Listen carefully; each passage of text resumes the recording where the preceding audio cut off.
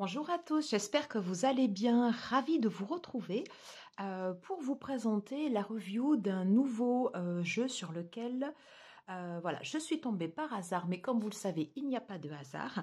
Et ça a été une véritable surprise et un coup de cœur. Voilà, donc je vous présente l'Oracle de la Lanterne. Qui est aux éditions Très Daniel et c'est les éditions Vega pardon qui a mis en place en fait ce coffret. Alors vous allez voir, c'est un oracle qui est absolument magnifique, qui parle du féminin sacré avec les 4 phases du féminin sacré. Il a une façon différente de l'aborder que certains autres oracles. Je m'explique. Je suis pas super fan des oracles girly, des oracles développement personnel à tout va. J'en comprends bien évidemment l'utilité, mais je trouve que certains voilà sont beaucoup trop dans le positivisme et des fois ne font pas forcément avancer. Celui-là me semble complètement différent et c'est pour cette raison que voilà, je souhaitais vous le présenter. Alors, je ne sais pas si je vous l'ai dit, mais bon, merci de m'accueillir chez vous ou ailleurs, parce que je ne sais pas où est-ce que vous regarderez cette vidéo. Voilà, on va passer un moment ensemble. On va tout de suite aller regarder le guidebook. Ensuite, après, je vous montrerai les cartes et on terminera par une petite guidance à la fin. Voilà. Si vous souhaitez me contacter en privé, vous avez mon adresse mail butterflygarden252@gmail.com. Allez, c'est parti. Donc, l'oracle de la lanterne. Alors, j'espère que vous voyez bien. Voilà. Alors, la créatrice, c'est Angelina Mirabito et ça a été illustré par Julie Alero. J'espère que je n'écorche pas le nom. Donc, il se présente comme ceci. Il est très, très beau. Donc, c'est un mass market aux éditions Vega de la maison Très Daniel. Je vais vous lire le dos. Embarquez pour un beau voyage qui nourrit l'âme avec, pour guide, la lumière toujours présente et aimante de la sagesse féminine actuelle.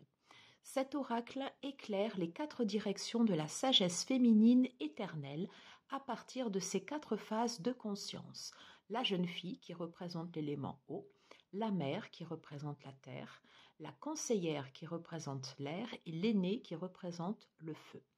À l'instar des précieux conseils de vos sœurs, amies, mères, tantes, enseignantes et grand-mères, ces archétypes vous aident à mieux vous comprendre. Chaque sphère d'énergie féminine représente une étape de votre développement humain et de votre évolution spirituelle. Invoquez-les tout au long de votre voyage et de votre travail sur vos côtés sombres pour cultiver la lumière bienveillante là où la clarté, la croissance, l'aide et la guérison sont nécessaires. Telle une lanterne, chaque carte fait la lumière sur votre situation actuelle et vous incite à vous connecter à une signification plus profonde de votre présent. Voilà, donc ce coffret contient 44 cartes et un guidebook de 144 pages et il est au prix de 26 €. Alors l'intérieur, il est magnifique, vous voyez, il se présente comme ceci. J'aime beaucoup cette couleur. Donc c'est sobre, mais voilà, moi j'aime beaucoup. On a un pochon tout rouge, ça change. Et on a le guidebook. Alors, il se présente de cette façon. Donc l'oracle de la lanterne. Donc il est sorti en 2020 pour la première fois en édition anglaise. Voilà. Alors, vous avez le sommaire avec ici donc toutes les cartes qui sont représentées. Alors, en phase numéro 1, vous avez donc les cartes relatives à la jeune fille. En phase numéro 2, les cartes relatives à la mère. En phase numéro 3, les cartes relatives à la conseillère. Et en phase numéro 4, les cartes relatives à l'aîné. Il y a 11 cartes par... voilà, il y a 11 cartes par classification, pardon. Donc là, ici, on a une introduction sur l'oracle. Je Je vous la lis brièvement. L'oracle de la lanterne éclaire les 4 directions de la sagesse féminine. Voilà, ça reprend en fait le dos du guidebook que je vous ai lu tout à l'heure. Voilà. Donc, je vous laisserai le découvrir par vous-même. Donc là, ici, on rentre un petit peu plus en détail sur la jeune fille, la mère, la conseillère et l'aînée. On a un petit topo sur la jeune fille qui représente l'enfance et l'adolescence. La mère qui représente le début de l'âge adulte, donc la terre, la fertilité, et l'eau, la fluidité pour la fille. La troisième phase, la conseillère qui représente l'air, la perspicacité, décidément. Ok, quand on est à mi-chemin en fait de son évolution, voilà. Et ensuite la dernière phase, l'aîné qui représente l'âge mûr, le feu, l'alchimie. Voilà, ça fait un peu comme Hécate aussi avec les 3 phases de voilà, avec les 3 phases de la déesse. Voilà. Alors comment utiliser vos cartes? Comment purifier vos cartes? Vous avez des exemples de tirages. Ici on a le tirage de l'oracle de la lanterne. Ici, on a le tirage de la luminosité. Et on passe ensuite à la signification des cartes. Donc, les cartes sont reprises, non pas en couleur, mais voilà, là, c'est dommage, je trouve qu'on ne voit pas très bien donc l'illustration. Mais ici, après, à chaque fois, vous avez un texte et vous avez un message, soit de la jeune fille, de la mère, de l'aînée ou de la conseillère. Et ainsi de suite, voilà, jusqu'à la fin.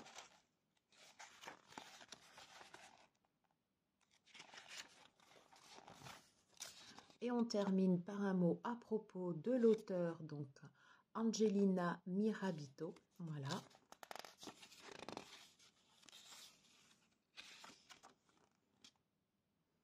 Qui utilise l'art, l'écriture comme un outil d'aide à la guérison, de découverte de soi, d'alignement et de développement. Ok, et ensuite après on a un mot à propos de l'artiste Yuli Alero, voilà, qui est une jeune illustratrice espagnole. Voilà, et vous avez son site internet pour pouvoir la retrouver en anglais et en espagnol. Voilà, on va tout de suite passer aux cartes. Vous allez voir, elles sont très belles. Et les messages sont d'autant plus profonds.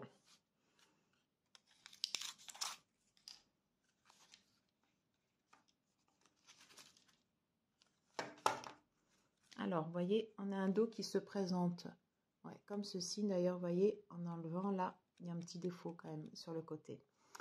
C'est dommage. Alors, j'aime bien le dos, je le trouve sobre, un peu comme le deck. Les tranches sont neutres. On est sur une taille oracle classique.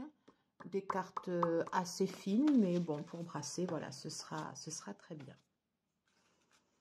Allez, on regarde les cartes ensemble. Donc, les 11 premières, on est sur les cartes relatives à la jeune fille. Alors, on a le moi spirituel, soyez tel que vous êtes. La curiosité absolue, considérez les choses comme si c'était la première fois à chaque fois. La sagesse en jeu, notre intuition en sait plus que nous. La force de la vulnérabilité, c'est la présentation du deck. Le véritable pouvoir est à la racine d'une impression de faiblesse. L'inconnu, connaître l'inconnu. Se donner aux manipulateurs. Le seul pouvoir des manipulateurs est votre confiance. Vous êtes toujours libre de la reprendre. Les perceptions déformées. La réalité est rarement ce que l'on nous apprend, ce que l'on nous a appris en grandissant. Alors celle-là, je la trouve un peu dure, hein, mais après, voilà, c'est un deck qui fait travailler aussi. Hein. Alors la blessure en pleurs. Vous êtes plus forte que vos blessures. C'est pour ça que je disais en intro, en fait, c'est pas spécialement un deck girly, voilà. Moi, en tout cas, c'est ce que j'ai aimé dans ce deck. Donc, répondre au lieu de réagir. Face au comportement des autres, seule notre réponse est déterminante. L'assistance à portée de main. Afin de recevoir de l'aide, demandez-la et acceptez-la. Très important. Et on est sur la dernière carte de la jeune fille, la métamorphose. Le pouvoir et la force se trouvent dans notre capacité à accueillir le changement. Alors, on passe sur les cartes de la mer. Le pouvoir créatif. Libérez votre énergie alchimique dans le monde. Les fausses croyances. Une fois que nos croyances erronées sur nous-mêmes sont révélées, les moyens de dépasser les limites dans lesquelles elles nous enferment le sont aussi. Les attentes illusoires. Reconnaissez un miracle, un mirage pour ce qu'il est. Le désir perverti. Un désir conscient satisfait rarement le besoin inconscient sous-jacent. Très vrai. Faire fondre le masque. Autorisez votre moi spirituel à briller à travers les différents rôles que vous tenez. La disharmonie. Les miracles deviennent la norme une fois que l'on oriente tous les aspects de notre vie dans la même direction. L'honnêteté sans faille. Croire en la façade, c'est étouffer dans l'armure de l'aliénation, de l'échec et du déni de soi. Super. La responsabilité. La responsabilité est un cadeau d'amour à vous-même et aux autres. Celle-là est très bien aussi. Tel que vous êtes, vous n'avez rien à prouver. La clé de l'intimité. L'amour intime est un besoin fondamental à satisfaire par rapport à nous-mêmes et à nos proches. Le voyage vers l'intimité consiste souvent à apprendre ce que l'amour n'est pas. C'est très très vrai également. Et là, on est sur la dernière carte des femmes pour soutenir les femmes, la sororité. Ensemble, nous transcenderons nos limites. Et là, on passe à la conseillère. Les rêves brisés. Vous seul pouvez accepter ou rejeter vos rêves. Épuisé. La fin et le début se trouvent sur l'un des côtés de la même porte. L'énergie émotionnelle. Les émotions sont des messagères à considérer attentivement et avec gratitude. Le pardon. La douleur bloque notre lumière. J'aime beaucoup cette image. Le renouveau. La régénération commence par la décomposition. Très très forte cette carte. Aller de l'avant. Le premier pas a lieu dans notre immobilité. La pleine acceptation de soi. Vous êtes perçu de la manière dont vous vous percevez. C'est très juste. La foi. Vous êtes ici pour être révélé. Alors parlez et faites-vous remarquer. L'intention. Lorsqu'on manque de direction personnelle, la confusion règne et on devient un pion sur l'échiquier de quelqu'un d'autre. La gardienne éternelle. Reconnaissez, affirmez et protégez ce qui est bien pour vous. Partagez. Donner, c'est aussi recevoir et recevoir. C'est aussi donner. Très très beau. Et on passe sur les dernières cartes qui concernent la phase de l'aîné, l'élément R. Les cercles, la lucidité, pardon, l'élémentaire, excusez-moi. L'élément R, c'était les cartes que je venais de vous présenter. La lucidité prend forme dans l'œil du cyclone. La présence de l'absence. Maintenez ce qui est absent dans la présence de votre amour. J'aime beaucoup cette carte. C'est très très beau. La confusion. L'épanouissement blessé, soigné. Blesse, soigne et se ferait un chemin à travers l'incertitude. Les transitions. Vous avez toutes les ressources nécessaires en vous pour traverser tous les ponts sur votre chemin. J'aime beaucoup aussi les dessins, enfin le graphisme parce que c'est très très diversifié et on ne représente pas forcément un idéal féminin ou un autre idéal. Donc c'est vraiment des images de la vraie vie. Voilà, et c'est ce qui est intéressant dans ce deck et qui est diversifié. Alors la réparation, réparer ses torts. Au lieu de ne penser qu'à s'amuser, réparer ses torts. Au lieu de ne penser qu'à s'amuser, révéler le fondement d'une relation. La perspective. Un esprit lucide et calme et libre de voir différemment. Ça, j'adore. Vraiment, c'est superbe.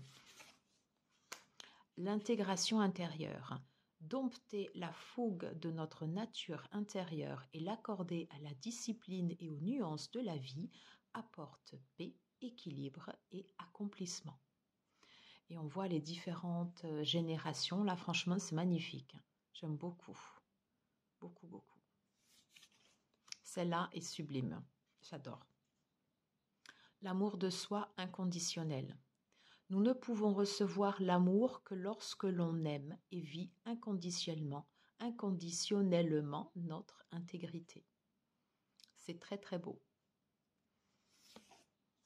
Et c'est très bien, pardon, voilà, qu'on puisse représenter également un archétype féminin différent à des âges différents aussi. Alors, chez soi, que votre corps vive là où un équilibre harmonieux entre l'amour, la force et la lumière se trouve. C'est superbe.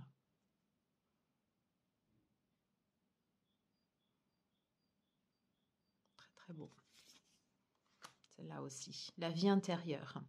Notre vie intérieure est un jardin à cultiver. Je trouve que ces cartes, elles font énormément de bien. La lanterne. La conscience et lumière. Voilà, je vous ai montré toutes les cartes. Vous avez pu en voir un peu toute la diversité. Et c'est vraiment un deck qui parle du féminin sacré, mais qui en parle, je trouve, de façon différente et plus éclectique. Voilà, et c'est ce que j'avais trouvé d'intéressant dans ce jeu. Je vous propose qu'on fasse une petite guidance. On va piger une carte.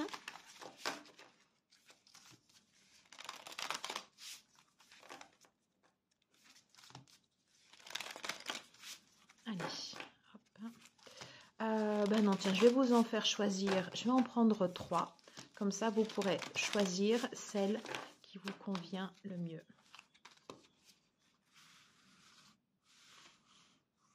Allez, on va prendre la première, la deuxième et la troisième.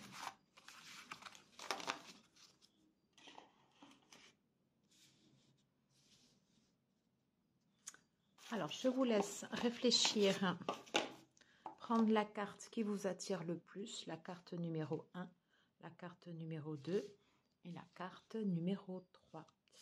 Alors, moi, j'avais déjà pigé des cartes tout à l'heure, mais du coup, je vais le faire aussi avec vous. Je vais prendre la numéro 2.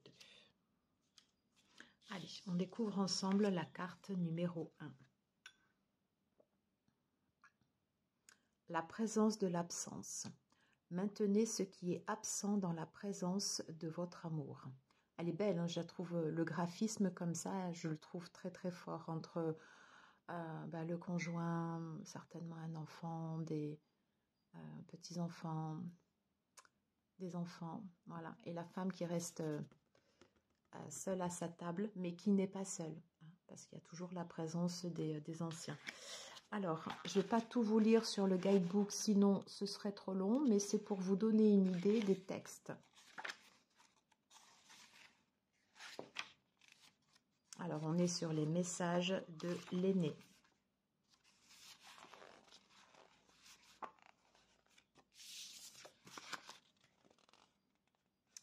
Il est facile de remplir nos pensées de la perte d'être cher, d'occasions manquées et de regrets. Notre cœur peut devenir si accablé par ce qui ne fait plus partie de notre vie ou qui n'en a jamais fait partie, que nous perdons de vue notre présent. Cela peut être particulièrement vrai avec des regrets autour de choses que nous n'avons pas dites, essayées ou faites. Tout ce que nous pouvons changer au sujet de nos regrets, c'est ce que nous faisons de notre chagrin dans le présent.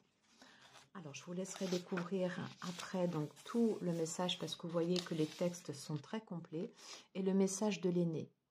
La vraie perte et l'absence, c'est quand on se perd totalement dans le passé. Donc, c'est un message pour être et vivre nos émotions dans l'instant présent. Alors, le message numéro 2. Oh. Elle est très évocatrice. 8. La blessure en pleurs. Vous êtes plus forte que vos blessures. Alors le graphisme, il est fort. Je pense que c'est bien évidemment, voilà, c'est fait exprès. Alors on va aller voir le message. On est sur la jeune fille.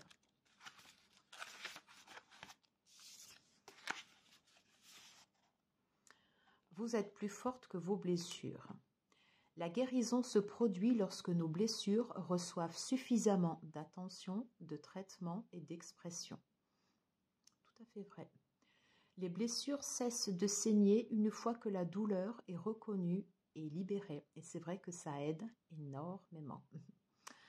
Cela doit se produire sur le plan émotionnel, psychologique, physique et spirituel. Sinon, la cicatrisation n'advient pas, laissant nos blessures exposées à l'infection. Ça veut dire que si on ne le traite que partiellement, forcément à un moment donné, ça revient. Voilà.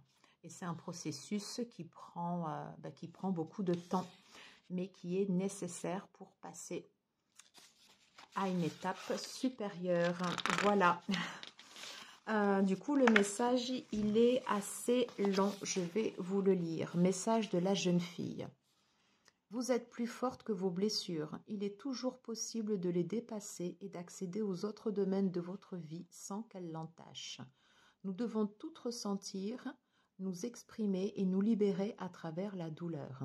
Il n'y a pas de raccourci, mais une fois que c'est totalement fait, c'est fait.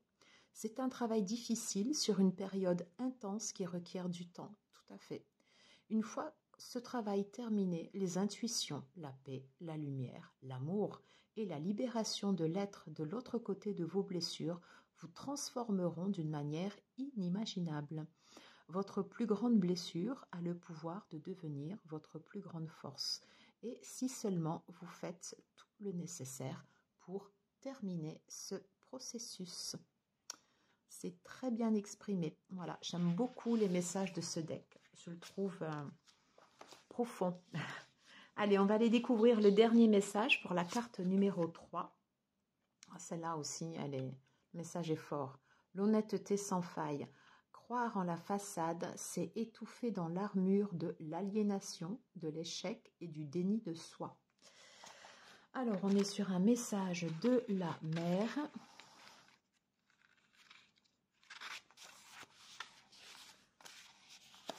Je vous le mets comme ceci et j'espère que vous verrez bien l'illustration. Alors, la mère guerrière vous assure qu'il est normal d'éprouver des déceptions, des trahisons du cœur et de la confusion, et qu'il ne s'agit pas du tout d'un échec ou d'un défaut. C'est cela, être humain de manière transparente et universelle. Elle vous encourage à regarder sincèrement vos limites actuelles et à dépasser les regrets et les aspects indésirables de votre personnalité ou de votre vécu. Alors, donc, je vous lis le message de la mère et je vous laisserai découvrir le message du guidebook. Considérez votre réalité comme un miroir qui vous renvoie à la totalité de votre être. Voyez-vous à travers les yeux de la compassion et de l'amour. Expérimentez-vous avant tout dans un lien authentique avec les autres et vous sentirez votre monde devenir cet accomplissement exquis de tout ce pourquoi vous avez lutté. Voilà, mais écoutez, on va terminer sur ce très très beau message. J'en ai terminé sur la présentation de ce deck. Donc je vous le remontre, l'oracle de la lanterne rouge. que vous trouvez partout en mass market. Voilà, merci à vous de m'avoir suivi. Si vous aimez mon contenu, les vidéos, les reviews, les guidances, n'hésitez pas à liker, à partager, à commenter. Moi, ça m'aide à être plus présente, voilà, sur YouTube, et voilà, ça m'encourage également à continuer. Je vous embrasse. À très vite. Ciao, ciao.